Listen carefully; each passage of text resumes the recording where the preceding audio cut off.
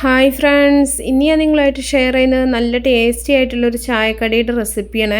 കണ്ടാലും ഉന്നക്കായ പോലെയൊക്കെ തോന്നിക്കുകയാണെങ്കിൽ ഉന്നക്കായേക്കാളും നല്ല ടേസ്റ്റുള്ളൊരു പലഹാരമാണ് കേട്ടോ. അപ്പോൾ ഇതെങ്ങനെയാണ് ചെയ്യുന്നത് നോക്കിയാലോ. ആദ്യം തന്നെ ഒരു പാൻ അടുപ്പത്ത് വെച്ചിട്ട് അതിലേക്ക് ഒരു 1.25 കപ്പ് തേങ്ങാപ്പാൽ ഒഴിക്കുന്നുണ്ട്. ഞാനിവിടെ കോക്കനട്ട് മിൽക്ക് പൗഡർ കലക്കിയിട്ടുള്ള തേങ്ങാപ്പാലാണ് കേട്ടോ. ഫ്രഷ് ആയിട്ടുള്ള തേങ്ങാപ്പാൽ ഉണ്ടെങ്കിൽ അതെടുക്കാവും നന്നാവുക. ഇനി ഇതിലേക്ക് ആവശ്യത്തിനുള്ള ഉപ്പും കൂടെ ചേർത്തിട്ടുണ്ട്. ഇനി പാലൊന്ന് നന്നായിട്ടൊന്ന് തിളച്ച് വരുന്ന സമയത്ത് നമുക്കിതിലേക്ക് 1 കപ്പ് റവയാണ് ചേർത്ത് കൊടുക്കേണ്ടത്. അപ്പോൾ ഒരു 1.25 കപ്പ് പാലിന് 1 കപ്പ് റവ പാകമായിട്ടുള്ള ഒരു കണക്കാണ് കേട്ടോ. അപ്പോൾ റവ ചേർത്തിട്ട് നല്ല പോലെ കട്ടയില്ലാണ്ട് മിക്സ് ചെയ്തെടുക്കുക.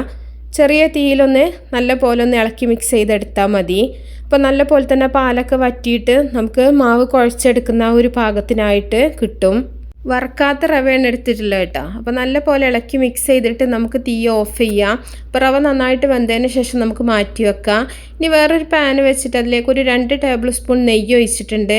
ഇനി ഇതിലേക്ക് ഒരു 2 ചെറുപഴം ചെറുതായിട്ടൊന്ന് അരിഞ്ഞത് ചേർത്ത് കൊടുക്കുന്നുണ്ട്. ചെറുപഴമോ റോബസ്റ്റ പഴമോ നേന്ത്രപ്പഴമോ ഒക്കെ നിങ്ങൾക്ക് എടുക്കാം കേട്ടോ. ഞാനിവിടെ ചെറുപഴമാണ് എടുത്തിട്ടുള്ളത്. ഇനി ഇത് നമുക്ക് നന്നായിട്ടൊന്ന് ഈ ഒരു നെയ്യിലിട്ടിട്ട് നന്നായിട്ടൊന്ന് വഴറ്റിയെടുക്കണം.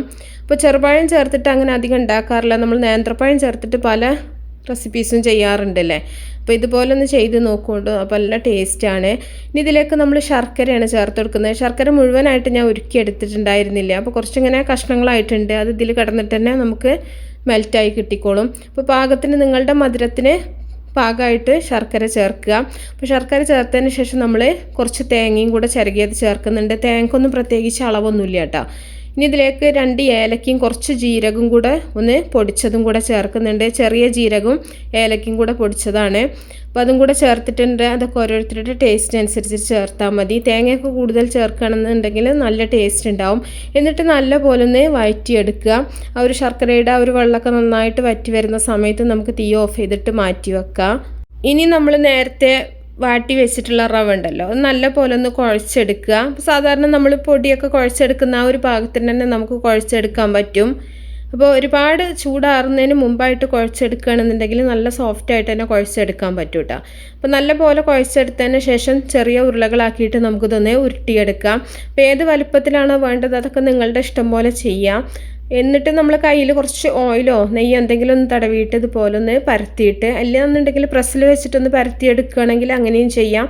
ഇല്ലയെന്നുണ്ടെങ്കിൽ കയ്യിൽ വെച്ചിട്ട് ഇതുപോലെ ഒന്ന് പരത്തിയതിന് ശേഷം നമ്മൾ നേരത്തെ റെഡിയാക്കി വെച്ചിട്ടുള്ള ആ ഒരു പഴത്തിൻ്റെ തേങ്ങയുടെ ആ ഒരു മിക്സ് ഉണ്ടല്ലോ, അത് നമ്മൾ ഇതിൻ്റെ ഉള്ളിൽ വെച്ചിട്ട് നല്ലപോലെ ഒന്ന് മടക്കിയെടുക്കുകയാണ് ചെയ്യുന്നത്. അപ്പോൾ ഇത് നിങ്ങൾക്ക് ഇങ്ങനെ ബോൾസുകളാക്കിയിട്ട് വേണമെന്നുണ്ടെങ്കിൽ അങ്ങനെ ചെയ്യാം. ഞാനിവിടെ ഉന്നക്കായുടെ ആ ഒരു ഷേപ്പിലാണ് ഉരുട്ടിയെടുത്തിട്ടുള്ളത്. അപ്പോൾ എല്ലാം നമുക്കിതുപോലെ തന്നെ ചെയ്തെടുക്കാം. പക്ഷേ ഷേപ്പൊക്കെ വീട്ടിൽ ചെയ്യുന്ന സമയത്ത് നിങ്ങളുടെ ഇഷ്ടം പോലെ നിങ്ങളുടെ സൗകര്യത്തിനനുസരിച്ച് നിങ്ങൾക്ക് ചെയ്യാം കേട്ടോ. എല്ലാം ഇതുപോലെ ചെയ്തതിന് ശേഷം നമ്മളിത് ചൂടായിട്ടുള്ള ഓയിലൊന്ന് ഫ്രൈ ആക്കി എടുക്കുകയാണ് ചെയ്യുന്നത്. പാനിൽ കുറച്ച് ഓയിൽ ഒഴിക്കുന്നുണ്ട്. ഓയിലോ വെളിച്ചെണ്ണയോ നിങ്ങൾക്ക് എടുക്കാം. ഓയിലൊന്ന് ചൂടായി വരുന്ന സമയത്ത് നമുക്ക് ഓരോന്നിട്ടിട്ട് 2 ഭാഗവും നല്ല പോലെ ഒന്ന് മൊരിയിച്ചെടുത്താൽ മതി. അപ്പോൾ ഒരുപാട് മുക്കി പൊരിക്കേണ്ട ആവശ്യമൊന്നുമില്ല കേട്ടോ. ഇങ്ങനെ തിരിച്ചും മറിച്ചിട്ടിട്ട് ഫ്രൈ ആക്കി എടുത്താൽ മതി. അപ്പോൾ ഓൾറെഡി റവ വെന്തിട്ടുള്ളതാണ്. ഇതിലൊന്നും വേവാൻ പ്രത്യേകിച്ചൊന്നുമില്ല. പുറം ഭാഗം ഒന്ന് മൊരിയിച്ചെടുക്കുക എന്ന് മാത്രമേ ഉള്ളൂ. അപ്പോൾ 2 ഭാഗവും നല്ല പോലെ മൊരിഞ്ഞതിന് ശേഷം നമുക്കിത് ഓയിലിൽ നിന്ന് കോരി മാറ്റാം. കണ്ടാലും ഉന്നക്കായൊക്കെ പോലെയാണെങ്കിലും നല്ല ടേസ്റ്റാണ് കഴിക്കാനായിട്ട്.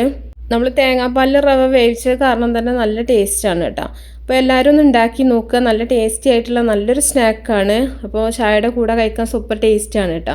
അപ്പോൾ ഇഷ്ടമായ ലൈക്ക് ചെയ്യുക, അതുപോലെ ഷെയർ ചെയ്യുക, മാക്സിമം സപ്പോർട്ട് ചെയ്യുക. അപ്പോൾ നല്ല റെസിപ്പികളൊക്കെ ആയിട്ട് നമുക്ക് അടുത്തൊരു വീഡിയോയിൽ കാണാം. ഓക്കേ.